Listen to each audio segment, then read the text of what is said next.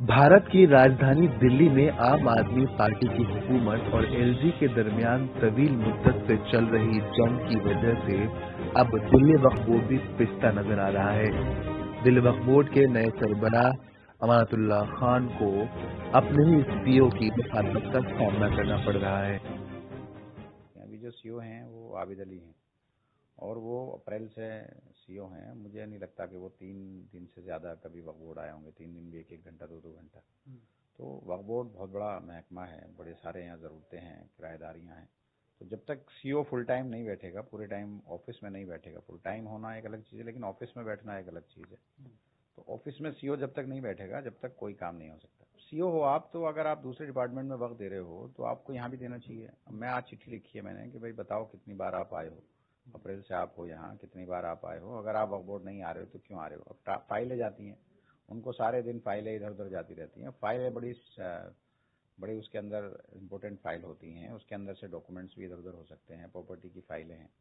तो आज मैंने चिट्ठी लिखी है कि भाई फाइल आप लेके जाते हो, फाइल जाती है, आपको साइन होना है, ये क्या कौन सिक्योर करेगा कि फाइल महफूज रहेगी। तो देखिए अभी स्टाफ की बड़ी कमी है।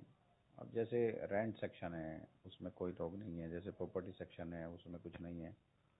तो स्टाफ की बड़ी कमी है और हमें वो स्टाफ जो है रखना पड़ेगा। अभी हमारे पास स्टाफ नहीं है, जो मैंने पिछली बार स्टाफ रखा था अब वो इन लोगों ने निकाल दिया। अब उसके लिए नए सिरे से हम लोगों ने सरकार को चिट्ठी भेजी है, वहाँ से परमिशन आएगी। परमिशन आने के बाद में जब हम कभी इंटरव्यू वगैरह लेकर के स्टाफ को रखेंगे।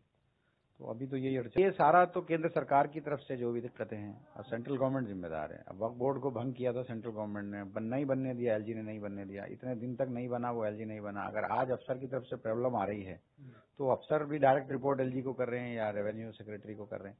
तो हमारी तरफ से, दिल्ली सरकार की तरफ से कोई उलझन नहीं है। हम लोग तो काम करना चाहते हैं, इसीलिए हमने आउट ऑफ वे जाकर के सारी कोशिशों के बाद वक्फ बोर्ड बनाया। और इसमें बल्कि इस बात से बिल्कुल इत्मीनान रहे कि हम लोग काम करेंगे, चाहे उर्दू अकेडमी हो और चाहे वक्फ बोर्ड हो, चाहे कोई और भी इदारा हो। तो हम लोग जो है मुस्लिम जो इदारे हैं, जो मुसलमानों से जुड़े हुए हैं, माइनॉरिटीज से जुड़े हुए इदारे हैं, उनको लेकर हम बहुत सीरियस हैं और उन पर बहुत जरूरी, जितना बेहतर हो सकता है हम काम करेंगे, जितनी जल्दी हो सकता है वो भी। ईटीवी भारत के लिए दिल्ली से सुहेल अख्तर की रिपोर्ट।